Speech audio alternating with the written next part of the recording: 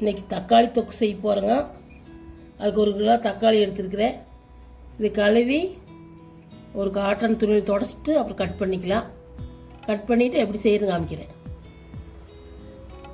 பார்த்தீங்கன்னா தக்காளி கட் பண்ணி எடுத்தாச்சு. இப்படி ஒரு வடைச்சட்டி வச்சுங்க, அடுப்பு பற்ற வச்சு நல்லெண்ணெய் ஊற்றிக்கலாம். இது நல்லெண்ணெயில் தான் ஊறுகாய் செஞ்சால் நல்லாயிருக்கு. ஊறுகாய்ன்னு சொல்லலாம், தொக்குன்னு சொல்லலாம். ஊற்றி வணக்கலாம் கொஞ்சம்.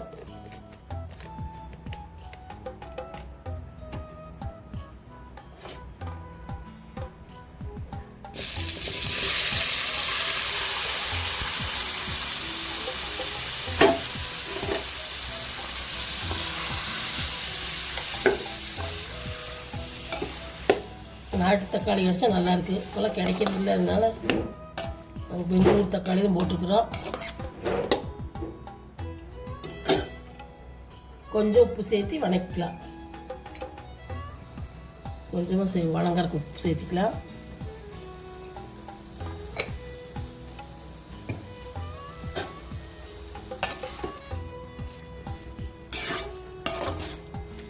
நல்லா வணங்கதுக்கப்புறம் காமிக்கிறேன். பார்த்தீங்கன்னா தக்காளி இந்த அளவுக்கு வதங்கிருச்சு. இந்த அளவுக்கு வதக்கிங்க. நீ ஆற வச்சு அரைச்சிக்கலாம். அடுப்பு ஆஃப் பண்ணிவிட்டு ஆற வச்சு அரைச்சிக்கலாம். மிக்சியெல்லாம் தொடச்சிட்டு ஈரமில்லாத போட்டு அரைச்சிக்கோங்க. மொத்தம் 1 மாதம் ஆனாலும் கெடாது. ஆற வச்சு அரைச்சிக்கலாம். பார்த்தீங்கன்னா அரைச்சாச்சு. நீ அதே வடைச்சட்டியில் ஊற்றிக்கலாம்.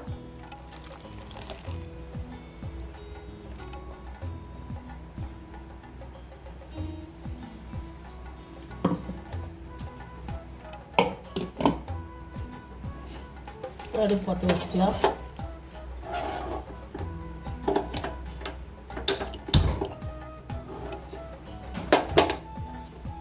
இந்த சைடு ஒரு வாக்கணத்தை வச்சுக்கலாம்.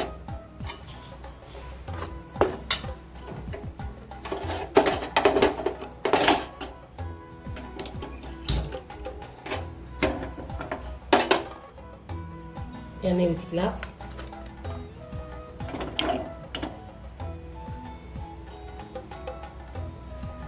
கொஞ்சம் முன்னாவே எண்ணெய் ஊற்றிங்க. எண்ணெய் ஆகிட்டு அதுக்கு தேவையான பார்த்தீங்கன்னா ஒரு ஸ்பூன் வெந்தயப்பொடி, 2 ஸ்பூன் மிளகாத்தூள் இதெல்லாம் சேர்த்திக்கலாம் கடைசியாக.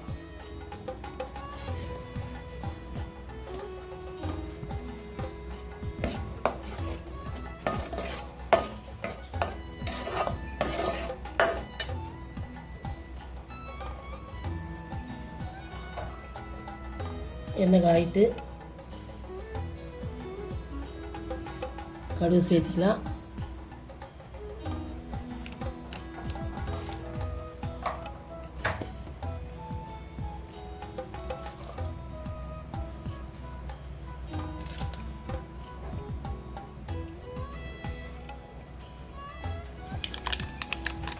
எண்ணெய் காய்ச்சி கடுகு பொரிஞ்சிருச்சு. கொஞ்சம் கருவேப்பிலை போட்டுக்கலாம். அதுலேயும் மிளகாத்தூள் சேர்த்துக்கலாம். தேவையான அளவு உங்களுக்கு எவ்வளோ காரம் தேவையோ அவ்வளோ போட்டுக்கணும்.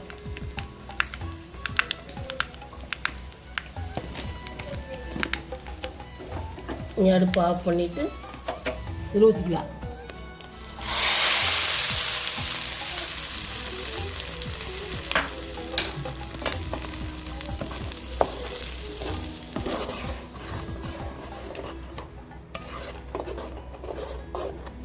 நல்லா கொதிக்கிட்டு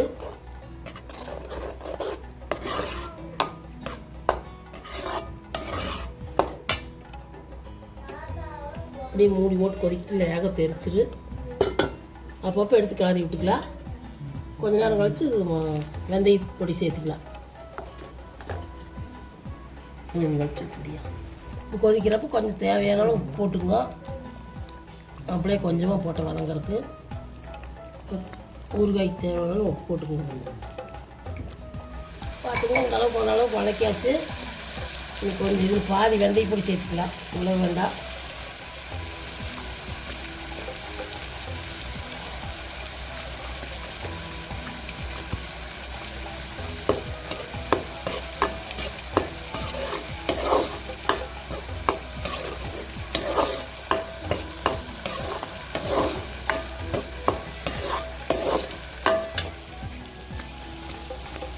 நேரம் மூடி வச்சு வதங்கிட்டு